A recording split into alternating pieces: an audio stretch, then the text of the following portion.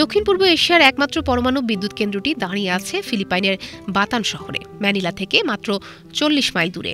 ১৯৭০-এর দশকে নির্মিত এই প্রকল্পটি নিরাপত্তা, উদ্বেগ ও দুর্নীতির অভিযোগে কখনোই চালু হয়নি। ৪ দশক পর আজ জলবায়ু সংকট মোকাবেলা ও জ্বালানি নিরাপত্তা নিশ্চিত করতে এই অঞ্চলের দেশগুলো আবারও ফিরছে পরমাণু শক্তির দিকে।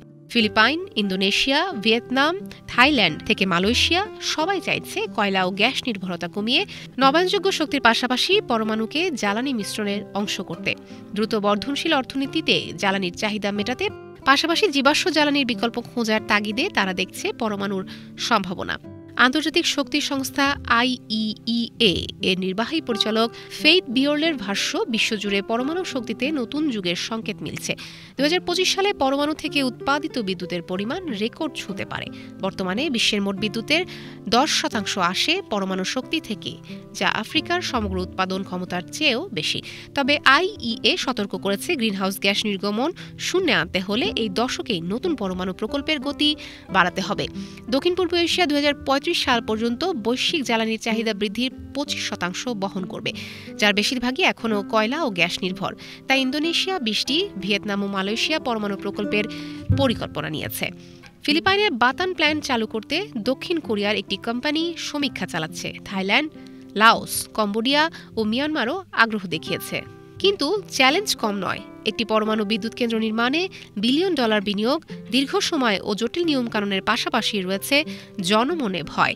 ১৯৮৬ সালের চেরনোবিল ও ২০১১ সালের ফুকুশিমা দুর্ঘটনা এই অঞ্চলের দেশগুলোকে সতর্ক করেছে। থাইল্যান্ড ২০১১ সালে পরমাণু পরিকল্পনা স্থগিত করেছিল। মালয়েশিয়ার সাবেক প্রধানমন্ত্রী মাহাতির মোহাম্মদ সরাসরি বলেছিলেন, পরমাণু বিপর্যয়ের ঝুঁকি আমরা নিতে পারব না। অর্থায়নও বড় বাধা। একটি বড় পরমাণু চুল্লি নির্মাণে বিপুল অর্থের প্রয়োজন, যা উন্নয়নশীল দেশগুলোর জন্য বিশাল চ্যালেঞ্জ। ভিয়েতনাম ২০১৬ সালে রাশিয়ার সাথে $১৮ বিলিয়ন প্রকল্প স্থগিত করে। বিশ্বব্যাংকের মতো প্রতিষ্ঠান সরাসরি পরমাণু প্রকল্পে তহবিল দেয় না।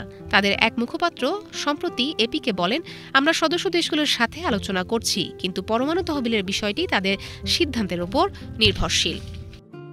তবে গত বছর নিউ ইয়র্ক ক্লাইমেট উইকে ১৪টি আর্থিক প্রতিষ্ঠান ২০৫০ সালের মধ্যে পরমাণু সমতা ৩ গুণ করার লক্ষ্য সমর্থন করেছে। বিশ্ব পরমাণু সংস্থার হেনরি প্রেস্টনের মতে, নিয়ন্ত্রক কাঠামো শক্তিশালী হলে বিনিয়োগকারীরা এগিয়ে আসবেন। প্রযুক্তিগত উন্নয়ন আশার আলো দেখাচ্ছে। ছোট মডুলার রিঅ্যাক্টর SMR নামে নতুন প্রজন্মের চুল্লি নির্মাণ খরচ ও সময় কম বলে দাবি করছে কোম্পানিগুলো। কিন্তু জাকার্তা ভিত্তিক এনার্জি শিফট ইনস্টিটিউটের পুত্র আদি গুনা সন্দেহ প্রকাশ করে বলেন, SMR এর বাণিজ্যিক সাফল্য প্রমাণিত হয়নি। মার্কিন যুক্তরাষ্ট্রে প্রথম SMR প্রকল্পের খরচ প্রতি মেগাওয়াটে $৫৫ থেকে বেড়ে $৮৯ পৌঁছায়, শেষ পর্যন্ত বাতিল করা হয়। দক্ষিণ পূর্ব এশিয়ার জন্য আরেক বড় চ্যালেঞ্জ হল দক্ষ জনবলের অভাব। ভিয়েতনাম অনুমান করছে, তাদের পরমাণু কর্মসূচি পুনরায় চালু করতে ২,৪০০ প্রশিক্ষিত প্রকৌশলী ও বিজ্ঞানী প্রয়োজন। দেশটির শিল্পমন্ত্রী নিউয়েন হং ডিয়েনের কথায়, এটি শুধু প্রকল্প নয়, ভবিষ্যতের জন্য একটি সম্পূর্ণ ইকোসিস্টেম গড়ে তোলার প্রশ্ন।